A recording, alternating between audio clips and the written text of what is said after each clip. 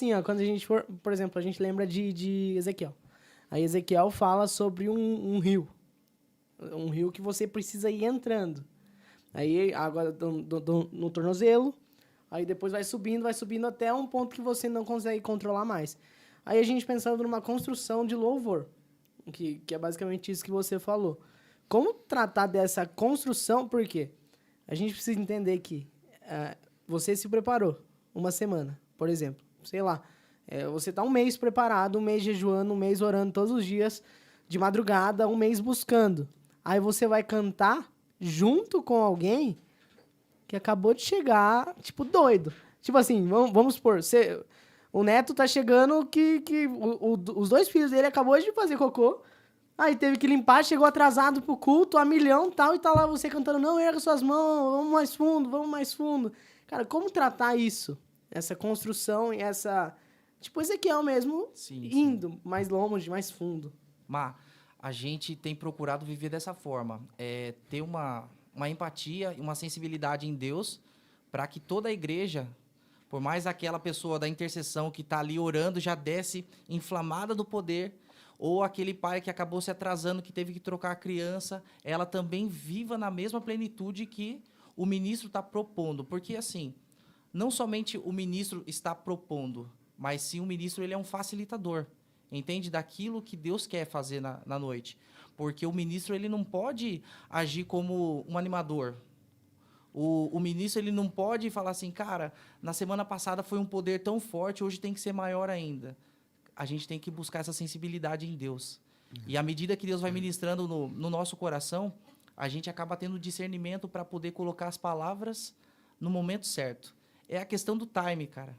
É a hora que você bater o cajado, o negócio... Você não precisa bater o cajado, você precisa somente falar, e aí as águas elas irão se abrir para o povo poder passar. Entende? Sim. Então, assim, cara, quando a gente começa a buscar essa intimidade com o Senhor, é um negócio que flui. Essa é a melhor palavra, cara. É o fluir. Mas isso não acontece, vamos dizer assim, no momento do ensaio, não acontece instantes antes. É uma vida, cara. É uma vida. A nossa vida entregue ao Senhor nos dá discernimento suficiente para poder viver uma experiência, uma manifestação maravilhosa em Deus. Não é orei 15 minutos antes do louvor ou 15 minutos depois que vai acontecer. Todos precisam entender que em tudo, não só no louvor, né? Vamos ser bem claro. Em tudo na vida, eu ouvi uma pessoa falando assim, é mentira se você ora 10 minutos e fala que Deus responde. Eu também acho. Isso daí, se Deus responde em 10 minutos, é porque você tem uma vida de oração. Não é estralou o dedo e já era. É uma vida de oração, uma vida de consagração que faz com que Deus se agrade do nosso louvor, da ministração. Eu acho que é isso que muda. O Matheus falou e eu fui relembrando algumas coisas.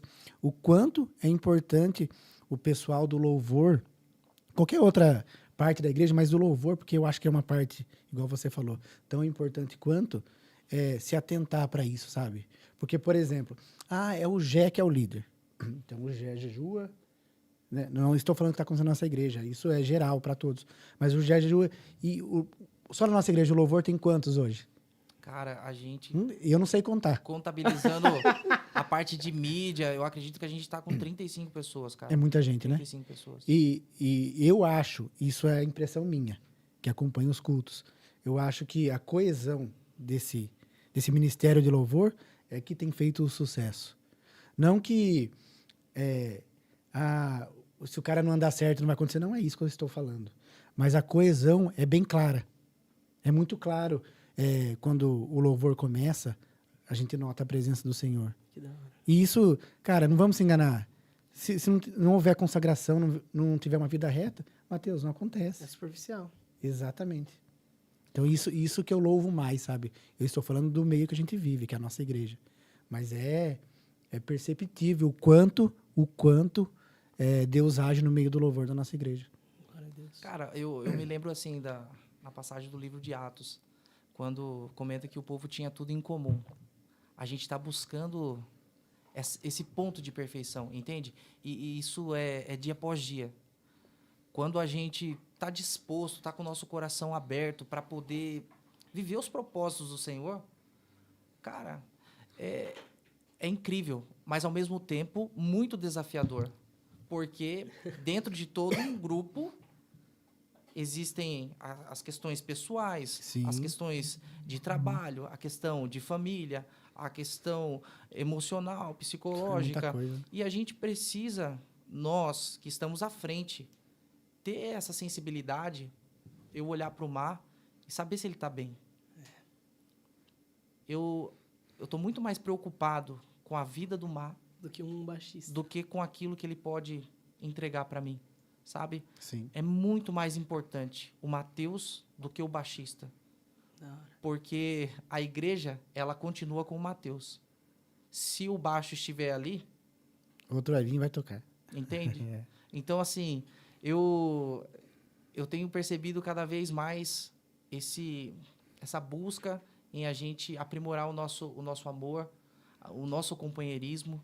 E isso não é fácil, porque tem os dias, porque quando a gente está em conjunto, é como se fosse um time de futebol também. A gente, Não igual da igreja, que tá Não, perdendo só, meu viu? Jesus O leão amado. da igreja aí só tá tomando, viu?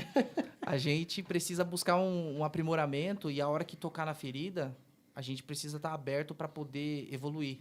A gente precisa estar aberto para poder melhorar os nossos processos.